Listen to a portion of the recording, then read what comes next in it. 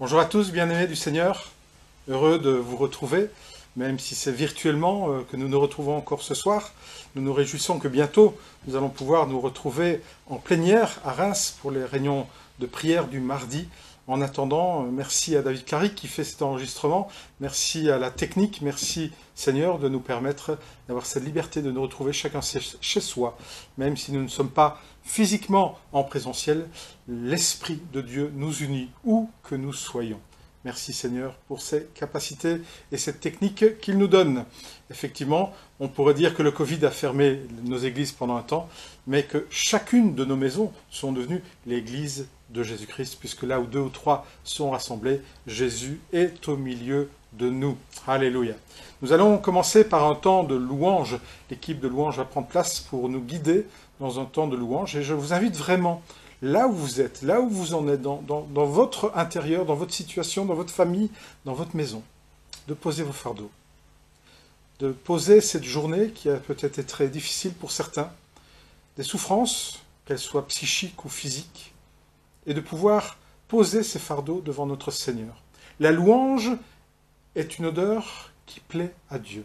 Vous savez que l'Éternel aime les odeurs et que les sacrifices de l'Ancien Testament devaient être faits dans une sanctification telle que l'odeur qui montait plaisait à Dieu.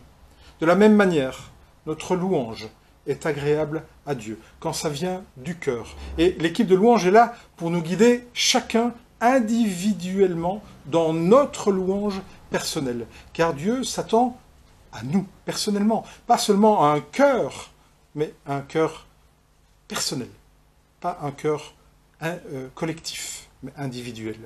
Et 2 Chroniques 20 nous le rappelle, quand les situations sont difficiles, quand il vous semble que la situation est trop compliquée, quand le roi était devant une armée qu'il était innombrable, il a paniqué.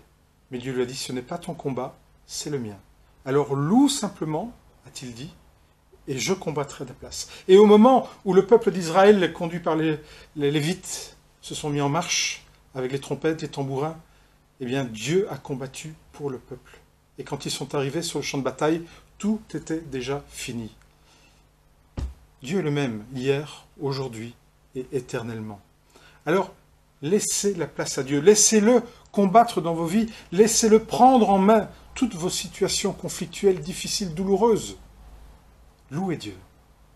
Laissez-lui la place pour qu'il puisse combattre à votre place. Que vos cœurs s'élèvent en louange et en adoration, et que ce soit un parfum agréable pour notre Père Céleste. À tout de suite. Bonjour à tous. Nous allons prendre ce chant qui dit « Si tu as de la foi comme un petit grain de moutarde ».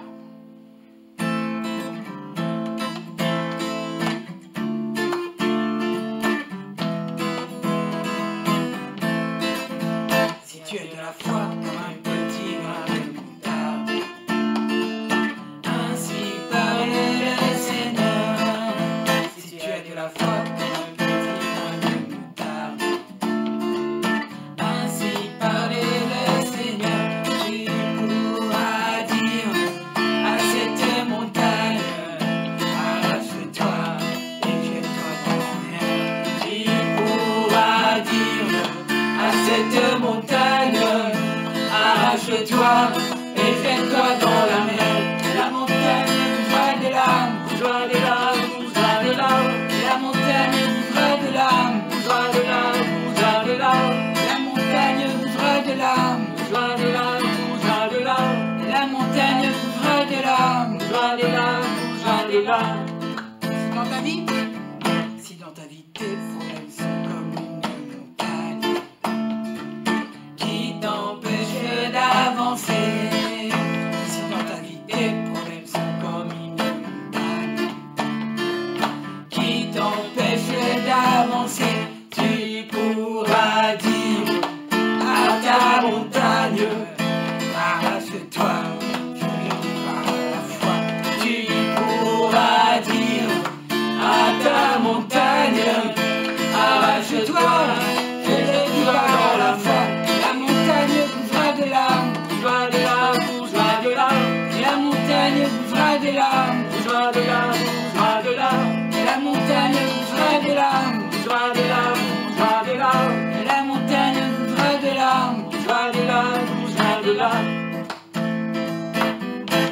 as de la foi comme un petit grain de moutarde.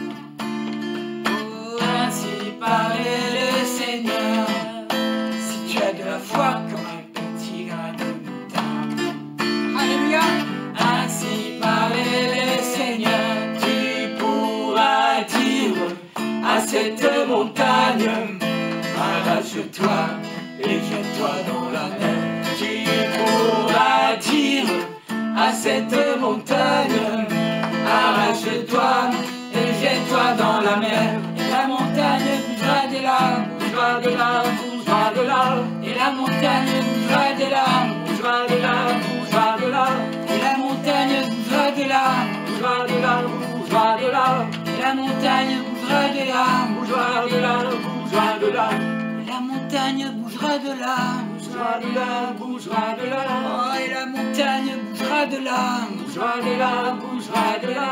La montagne bougera de là, bougera de là, bougera de là. La montagne bougera de là, bougera de là, bougera de là.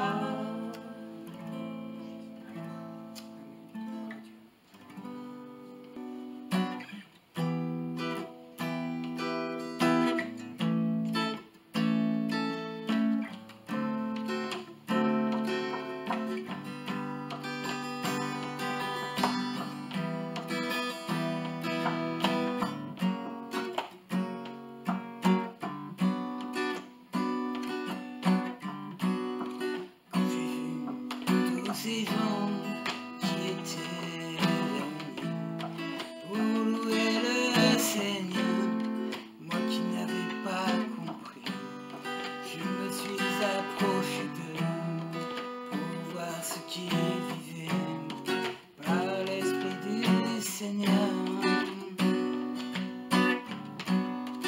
Quand je suis arrivé là-bas, j'ai senti une présence qui descendait dans ma vie et qui touchait mon cœur.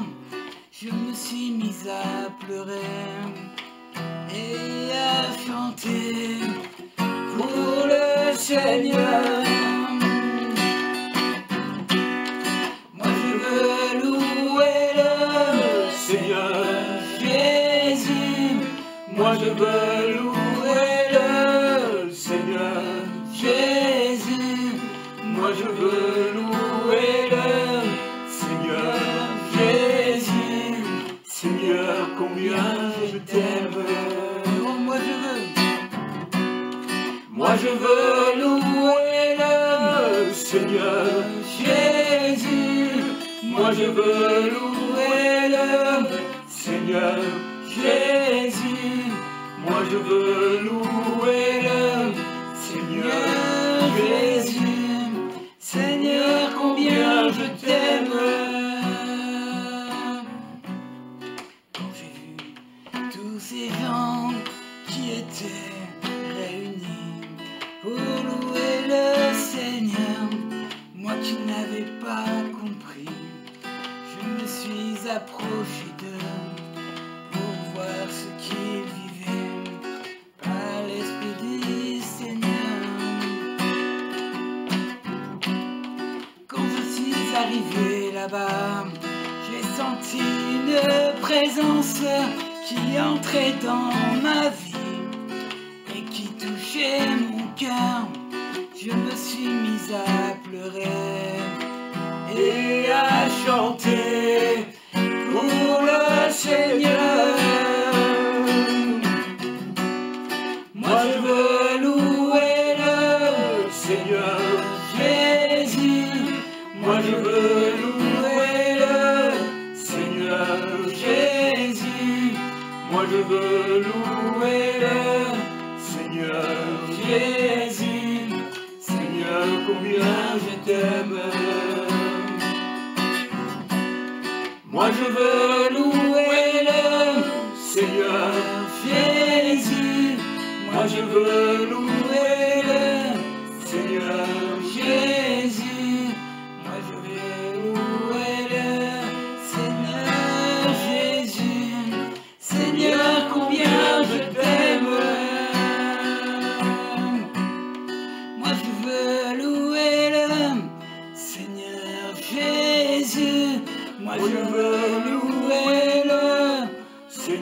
Seigneur Jésus, moi je veux louer le Seigneur Jésus. Seigneur, combien je t'aime. Seigneur, combien je t'aime. Seigneur, combien je t'aime. Oh Seigneur, oui, ensemble, nous voulons te louer ce soir, Seigneur. Merci. Seigneur, merci pour ta présence. Merci pour cette grâce, Seigneur mon Dieu. Seigneur, que tu nous fais encore ce soir, Seigneur. Merci, Seigneur, pour ta présence. Seigneur, elle est précieuse, elle est, Seigneur, chère à mon cœur.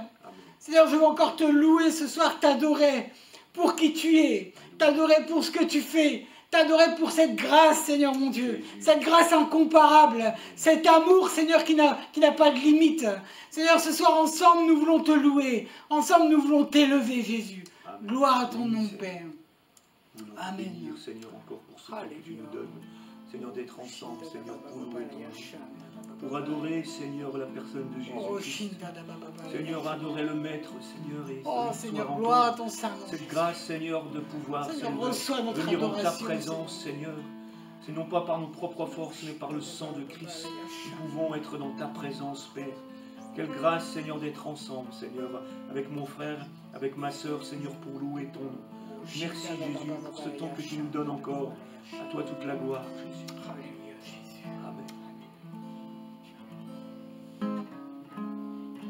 C'est la vie, c'est toi. Toujours mon cœur te chantera, car tu me délivres chaque fois que j'ai peur. Je m'appuie sur toi. Je m'appuie sur toi. Et dans ma faiblesse, le Seigneur me rend fort. M'appuie sur toi. Mon seul abri, c'est toi. Toujours mon cœur te chantera, car tu me délivres. Et chaque fois que j'ai peur, je m'appuie sur toi. Je m'appuie sur toi. Et dans ma faiblesse, le Seigneur me rend fort. M'appuie sur toi. Je m'appuie sur toi. Et dans ma faiblesse, Le Seigneur me rend fort.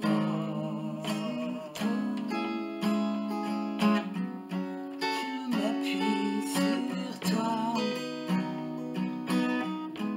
Et dans ma faiblesse,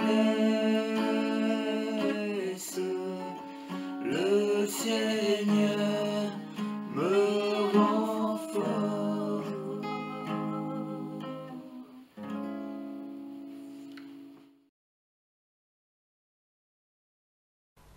Alléluia, gloire à Dieu.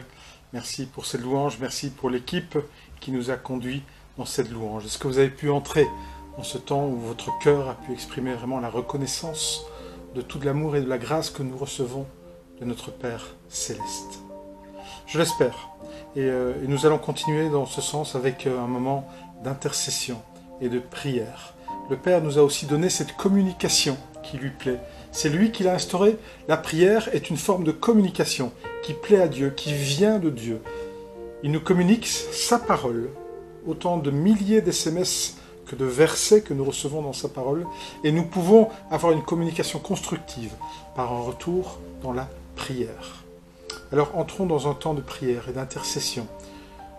Nous avons la grande liberté de pouvoir prier selon ce que l'Esprit nous donne, de pouvoir nous laisser conduire par les paroles que Dieu veut nous souffler, par les personnes que Dieu met dans notre cœur pour penser et prier, par des œuvres en Jésus-Christ qui sont à la gloire du royaume de Dieu. Ayons cette liberté de pouvoir venir auprès de Dieu. Tout à l'heure, je vous ai dit de poser vos fardeaux, de pouvoir laisser Dieu agir dans vos vies, laisser combattre les situations conflictuelles, les situations de mal éventuellement que vous vivez par l'extérieur, par les attaques de l'extérieur.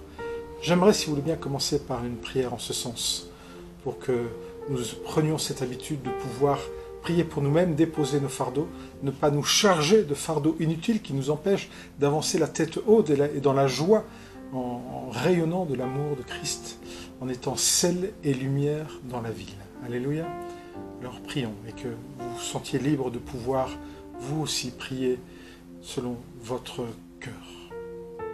Merci, Père éternel et tout-puissant, pour tant d'amour et de grâce qui coulent de la croix en Jésus-Christ. Oui, Seigneur, c'est vrai que tu as tout accompli à la croix. Tout est accompli. Je ne peux rien faire, Seigneur, pour que tu m'aimes plus. Il n'y a rien que je puisse faire pour que tu m'aimes moins non plus. Parce que tu m'aimes d'un amour parfait. Non pas comme notre Père biologique, toi tu es notre Père céleste. Tu es parfait. Il n'y a point de changement en toi, comme nous l'avons dit tout à l'heure. Merci, Seigneur, de nous aider à pouvoir considérer ton soutien, ta guidance, ton esprit, ton équipement divin, surnaturel et puissant. Aide-moi, Seigneur, à pouvoir déposer mes fardeaux au pied de la croix et de pouvoir dire oui, Jésus les a portés pour moi une fois pour toutes. Il n'y a plus besoin de revenir pour un Yom Kippour comme pour un pardon quelconque annuellement. Non, tout est accompli à la croix. Mon attitude est une attitude de repentance au quotidien, parce que je reste malheureusement imparfait. Mais Seigneur, je veux te demander d'entrer dans tous mes combats et de pouvoir les guider pour moi. Je veux te demander que tu entres dans tous les combats de mes bien-aimés qui sont là avec nous. Seigneur, viens les soulager de leurs fardeaux, de leurs difficultés, de leurs contraintes, de tout ce qui les empêche d'avancer dans la joie et l'amour que tu nous donnes. Car il y a tellement de joie de t'appartenir. Il y a tellement de joie de savoir que toi, tu as tout accompli. Il y a tellement de joie de savoir que le meilleur est à venir, quelles que soient les circonstances actuelles. Il y a tellement de joie de savoir que le Saint-Esprit me donne la paix qui surpasse toute intelligence, toute circonstance, tout ce qui peut m'affaiblir. La paix du Saint-Esprit. Bien-aimé, si tu n'as plus la paix, cherche Dieu. Cherche Dieu. Dans cette louange que nous avons eue et dans ce moment d'intercession, nous voulons vraiment entrer dans un temps de dépendance plus important. Seigneur, aide mes bien-aimés, aide-nous, Seigneur, à pouvoir être disciples, avec une discipline de prière qui te soit agréable et qui te permette d'entrer davantage dans nos vies par le surnaturel. Aide-nous à déposer tous nos fardeaux, toutes nos douleurs physiques, toute maladie, au nom de Jésus-Christ. Je veux qu'elles soient prises par Jésus-Christ et par notre Père Céleste et conduites par le Saint-Esprit, recevoir d'abord cette paix qui ne dépend pas des circonstances, mais qui dépend de ma dépendance avec mon Père Céleste. Viens, Seigneur, bénir tous nos bien-aimés. Viens bénir, Seigneur, nos églises. C'est ton Église. C'est toi qui nous l'as prêtée ici-bas sur terre pour un temps, jusqu'à ton retour. Aide-nous, Seigneur, à être toujours focalisés sur l'essentiel, pouvoir avancer avec toi, dans le nom puissant de Jésus-Christ. Merci, Seigneur, de ce que tu fais et de ce que tu feras. Alléluia. Amen. Bien-aimés, si à certains moments vous ne savez plus que dire, ça a été mon expérience. Je me suis converti très intellectuellement en tant que scientifique. C'est vrai que j'avais une habitude de fonctionnement très intellectuel, très scientifique. Et il m'a fallu un certain temps, quelques années à vrai dire, pour intégrer la notion de ce que ma prière intelligible n'était pas toujours suffisante et que je ne savais pas comment prier, je ne savais pas ce que Dieu voulait entendre. Et puis la parole nous éclaire, la parole nous guide, la parole nous montre comment fonctionner de manière globale. Il ne faut pas prendre un verset isolé, ici je vais prendre un verset isolé, mais il faut voir globalement dans le message de l'Évangile. Mais Romains 8 verset 26 nous dit « De même, l'Esprit nous vient en aide dans notre faiblesse. Oh, combien je confesse être faible. Confessez-le, bien-aimés, nous sommes faibles. Mais l'Esprit nous vient en aide dans notre faiblesse. En effet, nous ne savons pas ce qu'il convient de demander dans nos prières. Mais l'Esprit lui-même intercède pour nous par des soupirs que les mots ne peuvent exprimer. Et Dieu, qui examine les cœurs, sait quelle est la pensée de l'Esprit, parce que c'est en accord avec lui qu'il intercède en faveur des saints. Oui, n'oubliez pas, bien-aimés, que Jésus-Christ est assis à la droite de notre Père Céleste, et qu'il intercède pour nous, et que par cette intercession de Jésus dans les lieux célestes, nous avons une transmission par le Saint-Esprit. Et il m'a fallu des années pour comprendre que, en fait, quand je ne savais plus que dire de ma bouche, le parler en langue, premier signe du baptême du Saint-Esprit, qui conduit après vers les dons spirituels, 1 Corinthiens 12, eh bien, ce parler en langue est un temps de relation intime avec le Père. Et même si je n'ai pas la compréhension de ce que je dis, de toutes ces paroles qui sortent de ma bouche, des souffles imperceptibles que nous ne pouvons pas comprendre, eh bien, ces moments sont vraiment des moments où on est en relation avec le Père Céleste, des moments où on est dans l'amour du Père Céleste, des moments de relation, de construction de relation et d'intimité. Il ne faut pas, bien-aimés, et j'en ai plusieurs qui me l'ont dit récemment, il ne faut pas que nous laissions le parler en langue pour les autres, pour les serviteurs, pour les prédicateurs, pour les pasteurs. Non, nous avons tous besoin, individuellement, dans le secret de notre chambre, de pouvoir nous adresser à notre Père, même si nous ne savons plus que dire. Et ce parler en langue est utile pour entretenir votre relation, pour augmenter le temps de discussion avec notre Père Céleste. Parce que, soyons honnêtes, quand nous avons prié ce que nous avons en tête, on ne sait plus que dire. Et souvent, c'est très court. Alors que la relation avec notre Père Céleste est éternelle, et que nous avons commencé cette éternité au moment où nous nous sommes tournés vers Jésus-Christ, et que nous lui avons demandé pardon, et que nous avons mis notre foi dans la réalité de cette espérance qui nous réserve dans sa présence l'éternité avec lui. Alléluia. Alors que ce parler en langue puisse aussi être un moyen de pouvoir exprimer votre intercession, vos prières, votre relation avec notre Père Céleste. Alléluia. Seigneur, c'est vrai que je confesse régulièrement que je ne sais plus que dire dans mes prières. Mais je te remercie de m'avoir donné, de nous avoir donné, d'avoir équipé ton Église du Saint-Esprit. Effectivement, les apôtres qui étaient des pécheurs, qui n'étaient pas nécessairement lettrés, eh bien, ils ont attendu d'être équipés de la puissance de ton Saint-Esprit à la Pentecôte pour pouvoir enfin exprimer et partager avec puissance la bonne nouvelle de la grâce offerte en Jésus-Christ à quiconque croit. Oh Jésus, combien il est bon de pouvoir compter sur toi. Oui, je confesse ma faiblesse dans la faiblesse de mes mots, de mes pensées, et je réclame, Seigneur, plus de puissance. Je réclame plus de puissance pour tous les bien-aimés qui sont avec nous, qui sont de Mission Chrétienne Évangélique Champagne, que ce soit à Reims, que ce soit à Épernay, que ce soit à Fanières-Chalon. Seigneur, merci de ce que tu nous permets d'entrer dans une dimension plus grande de relation intime avec toi. Viens, Seigneur, aider tous mes bien-aimés à pouvoir entrer dans une plus grande relation, un temps privilégié, que ce soit en voiture, que ce soit les yeux ouverts, que ce soit dans notre chambre, dans le lieu secret. Aide-nous, Seigneur, à pouvoir t'honorer comme toi tu le désires, même si je ne comprends pas ce que je dis. Oh, merci, Jésus.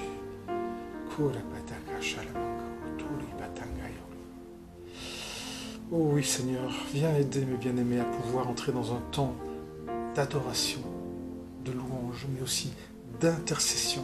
Car toi, tu sais ce dont nous avons besoin. Toi, tu sais mieux que moi-même ce qui est dans mon cœur. Alors laissons un temps. J'espère que David Claric pourra nous mettre un temps de musique pour pouvoir nous aider à pouvoir entrer dans ce temps d'intercession, de louange et d'adoration en langue.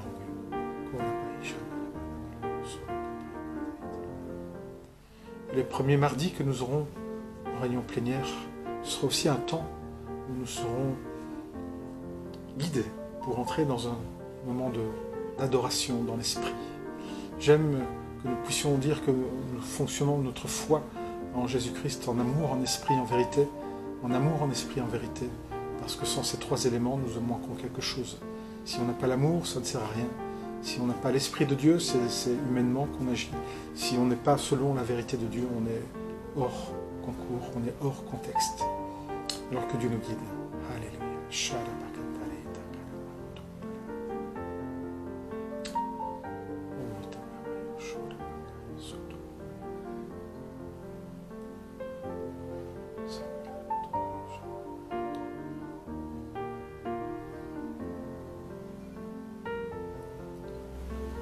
Oh Seigneur, je veux te prier pour nos trois églises, Reims, Épernay, Fanières, pour tous nos membres, pour tous nos frères et sœurs, Seigneur.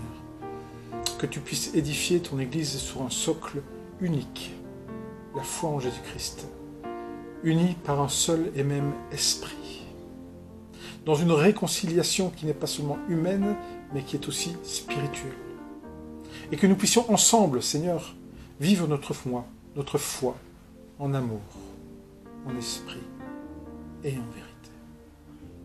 Merci de nous préparer, Seigneur, à pouvoir être sel et lumière dans la société, dans la région où tu nous as placés. Et que nous puissions être utiles à la gloire de ton royaume en portant le fruit que tu as préparé d'avance, afin que nous le pratiquions. Seigneur, c'est toi qui rajoutes à ton Église des âmes. Et nous voulons te prier aussi, Seigneur, de pouvoir être un lieu d'accueil pour accueillir les âmes nouvellement sauvées, les âmes que tu as déjà, toi, inscrites dans le livre de vie de toute éternité. Aide-nous, Seigneur, à pouvoir être, à la gloire de ton royaume, des outils, des serviteurs utiles, même par le moindre petit service.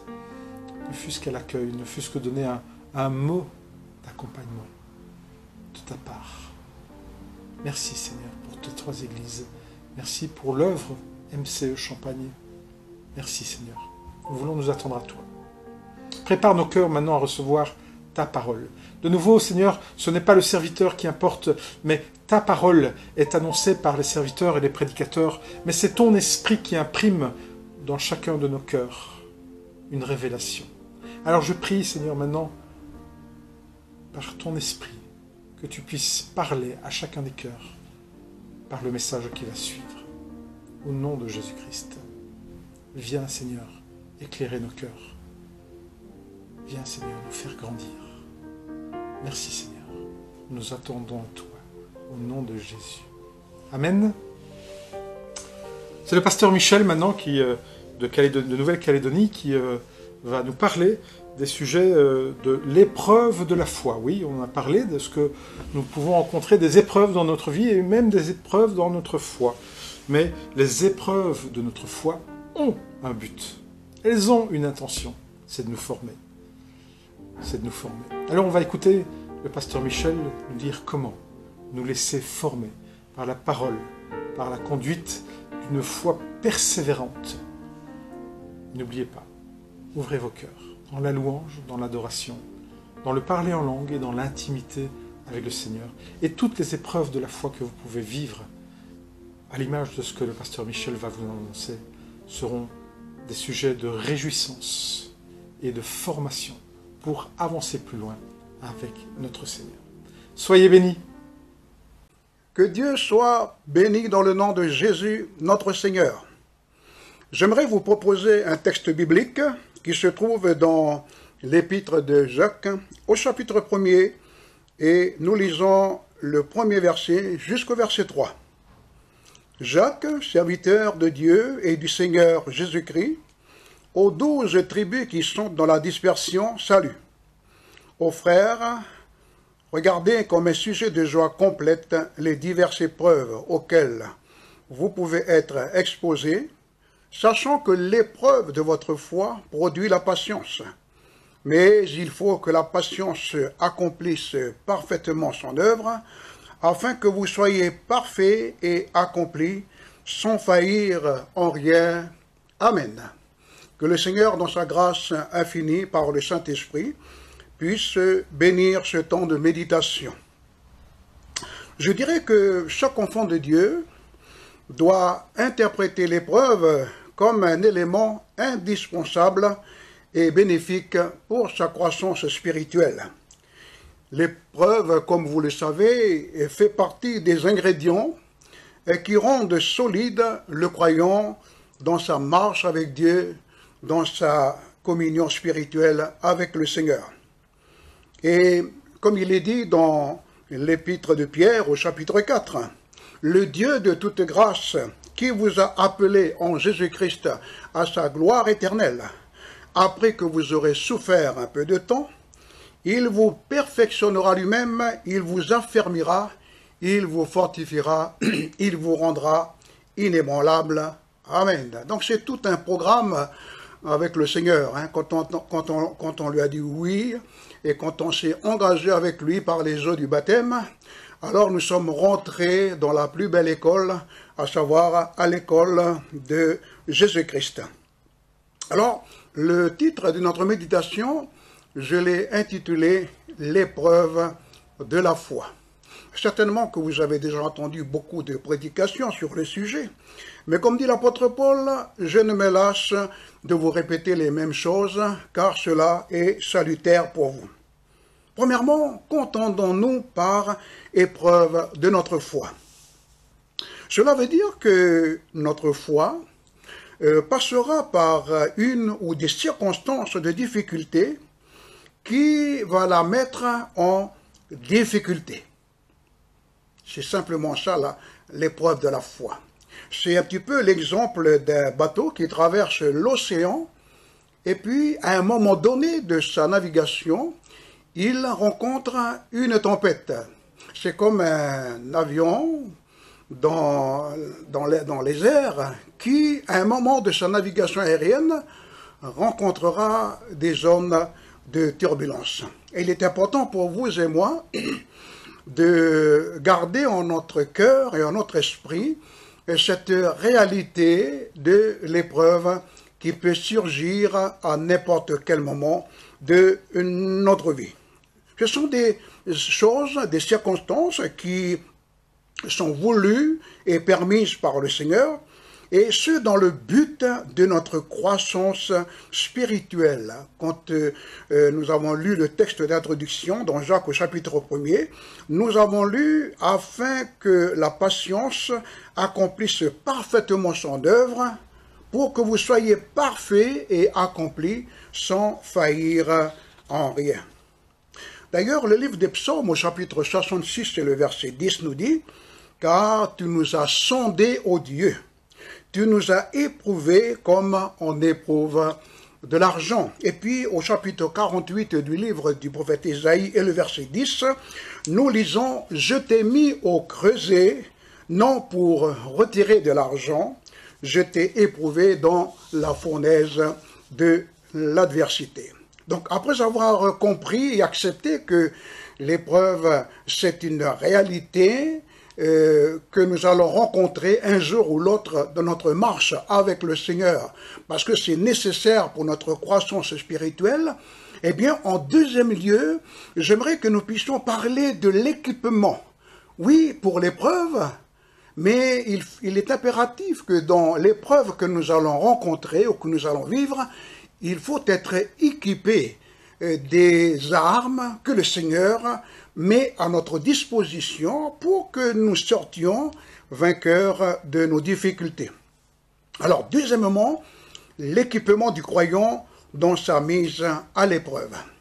Nous allons prendre l'exemple de cet homme de Dieu remarquable qui est Abraham.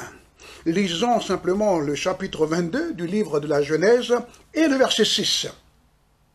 Abraham prit le bois pour l'holocauste et le chargea sur Isaac, son fils. Il prit lui-même le feu et le couteau, puis ils continuèrent à marcher ensemble, tous les deux.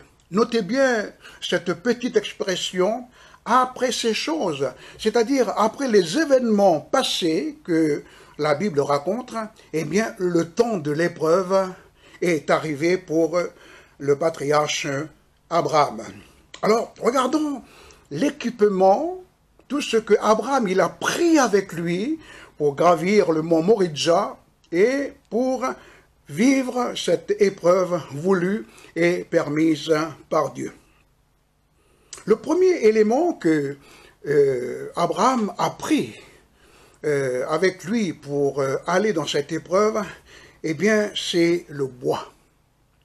Le bois, c'est quelque chose de très significatif pour vous et moi, chrétiens, parce que ça symbolise la croix de Christ, cette croix que lui-même, le Seigneur, il a portée pour gravir le mont Golgotha, et là pour donner sa vie en rançon pour nos péchés et le péché de l'humanité entière. Le bois.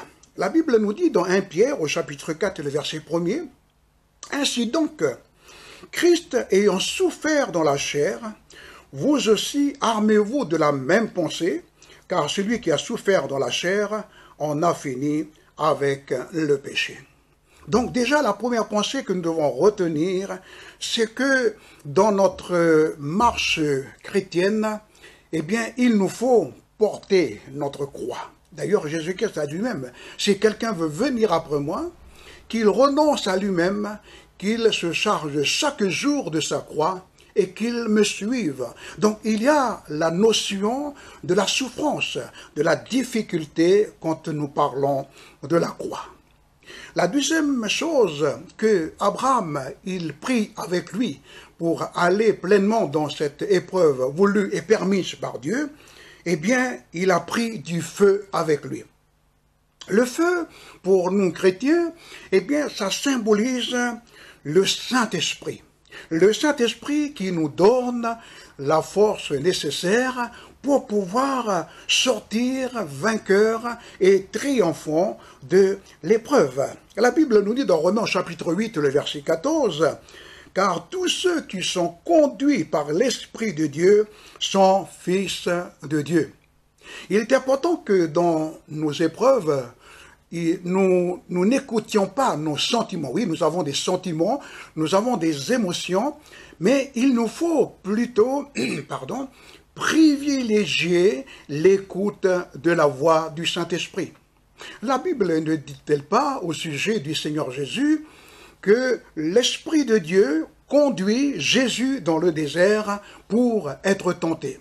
Et donc le Saint-Esprit est là pour nous conduire de la part de Dieu dans une situation de difficulté, mais dans cette situation de difficulté, n'oublions jamais que le Saint-Esprit, il est avec nous, et qu'avec lui, nous ferons des exploits, alléluia. Et que le Saint-Esprit, il va nous communiquer les paroles nécessaires pour nous aider à bien gérer la difficulté que nous traversons. Il est dit, par exemple, donc au sujet de Jérémie, dans Lamentation, chapitre 3, versets 19 à 23, « Quand je pense à ma détresse et à ma misère, à l'absinthe et au poison, quand mon âme s'en souvient, elle est abattue au-dedans de moi. » Donc l'épreuve, elle est là, nous sommes abattus à l'intérieur de notre vie, nos sentiments sont percutés, nos émotions sont percutées de part et d'autre, mais il nous faut écouter la voix du Saint-Esprit, faute de quoi, eh bien, comme je disais il y a quelques instants, nous nous écouterions nous-mêmes, ou nous écouterions les autres, ou voire même le diable, et ainsi nous allons être dans la défaite par rapport à notre épreuve. Le troisième élément que Abraham a pris avec lui pour gravir ce mont Moridja pour l'épreuve, c'est le couteau. Le couteau, pour nous croyants, nous parle du Saint-Esprit. Alléluia. C'est-à-dire que, oui, le Saint-Esprit, il est là pour nous parler. Mais le couteau nous parle de la parole de Dieu, béni soit le Sauveur. Éphésiens chapitre 6 et le verset 17, nous lisons ceci, quand Paul présente l'armure du croyant, il dit « Prenez aussi le casque du salut et l'épée de l'Esprit qui est la parole de Dieu. Amen. » Vous vous souvenez de Jésus quand il a été tenté dans le désert. La Bible nous montre bien que Jésus, pour répondre aux insignations de Satan le diable, eh bien Jésus lui répond par la parole de Dieu. Il est écrit. Et il est important pour vous et moi, frères et sœurs, d'écouter la voix du Saint-Esprit, comme on avait dit il y a quelques instants, mais aussi de renouveler la parole de Dieu dans notre vie. D'ailleurs, je vais citer l'exemple de lamentation de Jérémie au chapitre 3. Il est dit donc dans ce même texte, donc lamentation 3, 19 à 23, voici ce que je veux repasser en mon cœur, ce qui me donnera de l'espérance. Les bontés de l'Éternel ne sont pas épuisées, ses compassions ne sont pas à leur terme, elles se renouvellent chaque matin. Oh, que ta fidélité, elle est grande. Vous voyez, ici, Jérémie, il dit ce que je veux repasser dans mon cœur. Oui, nous devons faire repasser dans notre cœur les belles promesses du Seigneur. Que le Seigneur ne nous abandonnera jamais. Bien au contraire, il nous soutiendra, il nous fortifiera, il va nous affermir. Alléluia. Parce que cette épreuve, elle a été permise par lui. Alors, sa parole, elle est là, comme l'épée de l'esprit, pour nous permettre de triompher et de sortir debout de cette difficulté. Le dernier élément, que Abraham avait à sa disposition, c'est bien sûr le sacrifice. Et quel sacrifice, puisque le sacrifice concerne donc son fils Isaac. Il y aurait beaucoup d'applications spirituelles à retenir. Mais moi, j'aimerais surtout retenir pour nous, parce qu'en fait, quand nous lisons Romains au chapitre 13, et au verset 1er, il est dit que nous devons offrir notre corps comme un sacrifice vivant, saint, agréable à Dieu, ce qui sera de notre part un culte raisonnable. Et dans l'épreuve que nous traversons, il faut que nous nous abandonnons au Seigneur.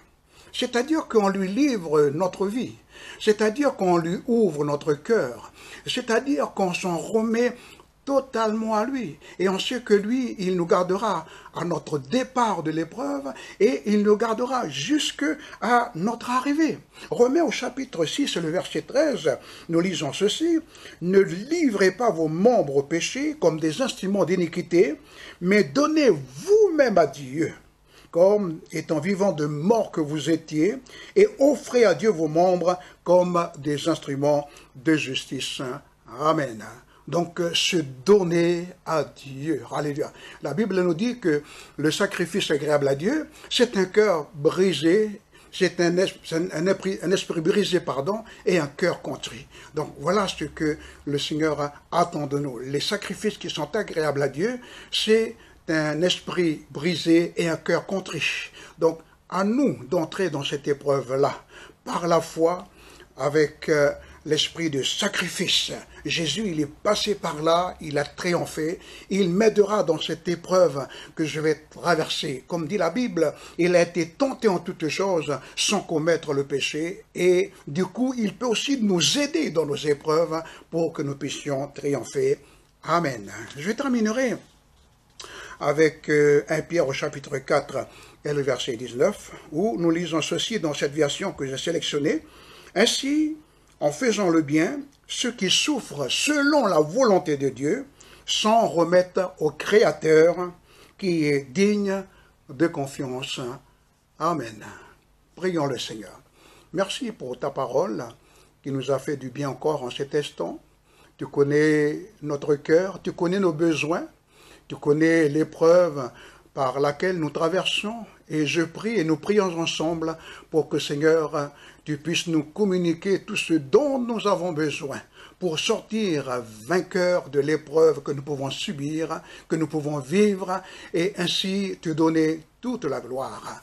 Merci parce qu'à travers de chaque épreuve, il y a une croissance spirituelle que tu désires pour notre propre vie.